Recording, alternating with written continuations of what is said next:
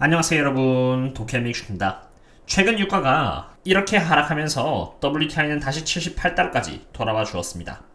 유가가 크게 하락하면서 원유 기업들 또한 상대적으로 안 좋은 퍼포먼스를 보여줬는데요. 원유가 빠지고 있는 이유를 굳이 들자면은 yield curve가 inverted 되면서 경기 침체에 대한 우려와 장기화되고 있는 중국의 리오프닝 문제, 러시아와 유크레인 사이의 휴전 문제, 물론 어젯밤 젤렌스키가 휴전을 거부했다는 기사가 이렇게 나왔고요. 그리고 원유 재고량과 선물 옵션 만기일 등이 있겠죠. 하지만 잘 생각해보면은 경기 침체는 언제 터질지 모르는 변수이며 경기 침체가 시작하면서 원자재는 많이 떨어졌지만 끝난 뒤에 수요가 급증하면서 원자재 또한 크게 올랐다는 것을 역사적으로 보여줘 왔고요.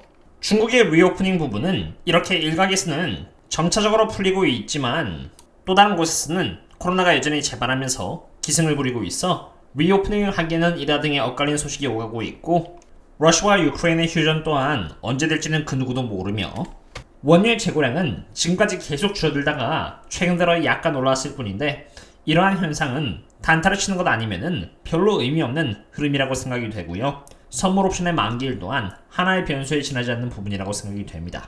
장기 투자자인 저는 그것보다 오히려 근본적인 부분에 집중을 하고자 합니다. WTI의 가격의 장기적인 방향을 결정하는 수요와 공급, 그리고 제가 투자하는 것은 지수가 아닌 기업인 만큼 실제 기업의 실적과 밸류에이션, 그리고 나아가고자 하는 방향입니다. 기업들의 실적은 유가에 따라서 크게 갈리기 때문에 제가 오로지 집중하는 것은 유가의 장기적인 방향을 결정하는 이러한 수요와 공급일 뿐이고 그 외 부분은 그냥 하나의 이벤트에 지나지 않습니다.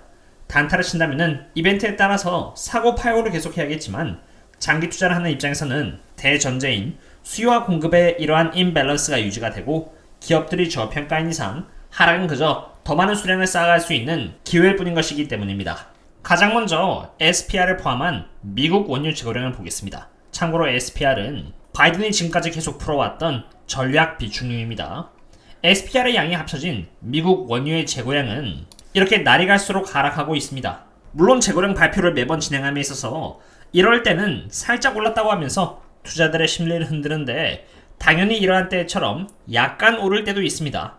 그러나 단타를 치지 않는 이상 매번 발표하는 재고에 집중하는 것이 아니라 재고량의 전체적인 방향이 어느 쪽으로 흘러가고 있다는 것을 파악하셔야 합니다. 초록 색깔은 2022년 SPR을 포함한 원유 재고량인데요.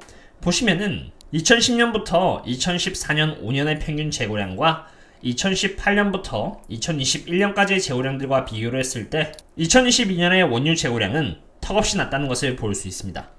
그럼 그냥 원유뿐만이 아니라 가솔린, 디스틸레이트, 그리고 제트퓨얼까지 포함된 재고량은 어떨까요? 마찬가지입니다. 그리고 SPR이 포함된 재고량이 이렇게 낮다는 것은 여기 보시는 것처럼 SPR에서 과기의 만량이 빠져나갔다는 것을 의미하는 것이고 남아있는 SPR은 1984년 이후로 가장 적은 양이라고 할 수 있을 정도입니다.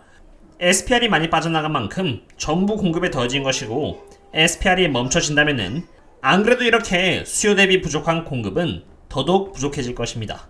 제가 원유 섹터에 투자함에 있어서 가장 중요하게 바라보는 것은 원유의 공급량입니다. 원유가 많이 공급이 되려면은 기본적으로 많은 유정이 지어져야 하는데요. 이렇게 새롭게 짓는 유정의 양은 2021년 12월에 대비해서도 적은 양이고 지난달인 2022년 11월 달에 새롭게 지어진 유정에서의 원유 생산량 또한 12월 달에는 줄어들 예정입니다. 물론 현존에 있는 유정까지 포함해서 생산량을 따진다면 늘어날 예정이긴 합니다만 현존에 있는 유정에서 미국 기업들이 생산량을 천천히 늘려나가고 있는 이유는 바로 굉장히 저렴한 break-even price 때문입니다. 참고로 이렇게 생산량이 적당히 늘어나면 제가 두 번째로 많이 보유하고 있는 이 에너지 트랜스퍼는 많은 에너지 자원을 미국 전역으로 공급시킬 수 있기 때문에 당연히 좋고 배당도 이렇게 최근 늘어나서 에너지 트랜스퍼의 굉장히 좋은 퍼포먼스를 멤버십 분들과 함께 경험하고 있습니다. 물론 제가 에너지 트랜스퍼의 주가가 단기적으로 하락할 때마다 매수하는 내역 또한 이렇게 공유시켜 드림으로써 최대한 도움을 드리려고 하고 있습니다. 이처럼 저는 멤버십 분들 상으로 텔레그램을 운영하고 있는데요. 투자하면서 다양한 질문에 대한 답변이라던가 참고할 만한 리서치 그리고 매매 내역 등을 공유하면서 저 또한 멤버십 분들과 함께 장기 투자를 하고 있습니다. 저희들과 함께 의기투합해서 장기 투자를 해나가고 싶으시다면 언제든지 이 링크를 통해서 조인하신 뒤 커뮤니티에 남겨져 있는 멤버십 전용 글을 통해서 접속해 주시면 되겠습니다. 다시 돌아와서 원유 기업들이 새로 유정을 짓는 것이 아니라 기존에 이미 지어진 유정에서 생산량을 늘려나가는 이유는 바로 저렴한 break-even price 때문입니다. 원유를 뽑아내는 데 들어가는 비용을 의미하는데 유정 지역이라고 할 수 있는 이글폴드부터 페르미안 분지까지 현존에 있는 유정에서의 break-even price는 고작 23달러에서 많아봤자 38달러라는 것을 볼 수 있습니다. 즉 WTI 기준으로 봤을 때 WTI의 가격이 40달러 아래까지만 떨어지지 않는 이상은 원유 기업들은 2배에서 많으면 3배까지도 수익을 낼 수 있다는 것을 의미합니다. 즉 78달러로 유가가 많이 떨어진 것처럼 보이지만 대부분의 원유 기업들은 여전히 잔치 분위기이고 수요와 공급의 무너진 밸런스는 2023년 4분기까지도 계속될 것으로 예측이 되고 있는데 이러한 상태가 계속 유지되는 이상은 그 외 이벤트는 전부 부가적인 이벤트일 뿐입니다.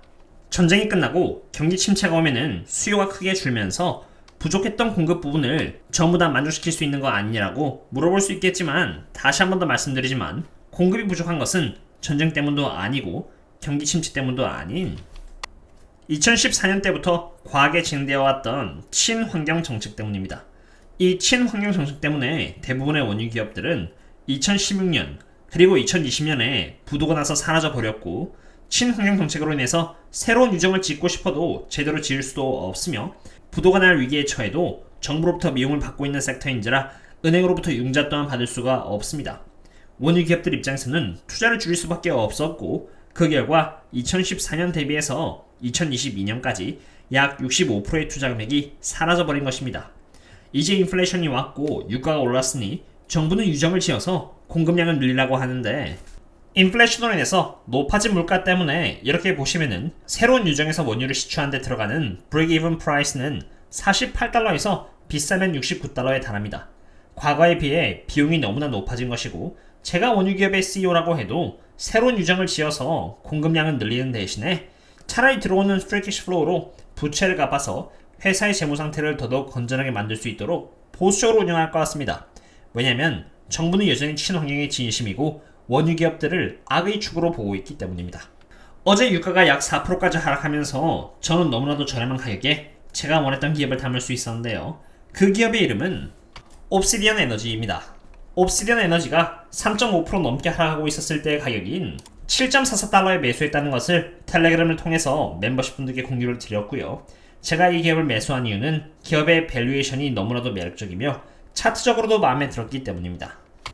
우선 옵시디언 에너지의 어닝 일드는 23.72% 그리고 프리 캐시플로우 일드는 14.93%로 3.82%인 10년 국채금리보다 훨씬 매력적이고요.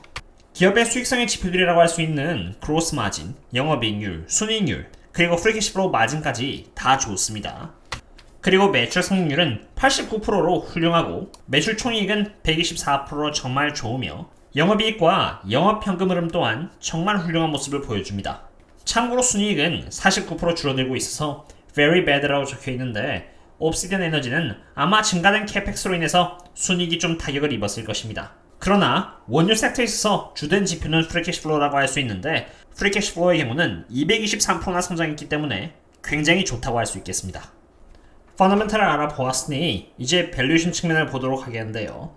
지난 2008년부터 미래 2014년까지의 흐름을 보시면은 원유주인 이 옵시디언 에너지는 프리 캐시플로우가 이렇게 들쑥날쑥 있다가 이제서야 안정적인 프리 캐시플로우의 흐름을 만들어 나갈 예정이라는 것을 볼 수 있습니다. 지금 현재 프라이스 프리 캐시플로우의 멀티플은 7.5 정도로 프리 캐시플로우 대비해서 시가총액이 7.5배를 받고 있다는 것을 의미하는데요. 2021년부터 2014년까지의 평균 프리 캐시플로우 성장률은 30% 정도로 7.5배라는 멀티플은 굉장히 저평가라고 할 수 있겠습니다. 그리고 굉장히 보수적으로 멀티플을 봤을 때 적어도 11 정도의 프라이스 프리 캐시플로우 멀티플을 받을 수 있을 것이라고 판단이 되며 그런다고 했을 때 옵시디언 에너지는 적어도 51.6%의 추가 성장률을 기대해 볼 수 있겠습니다. 오늘은 전반적인 원유 섹터의 전망과 제가 최근 투자를 추가로 시작한 옵시디언 에너지에 대해서 분석을 해보았는데요. 지금 원유 섹터가 굉장히 많은 변동성을 보여주고 있지만 그렇기 때문에 더 많은 기회가 생긴다고 생각합니다.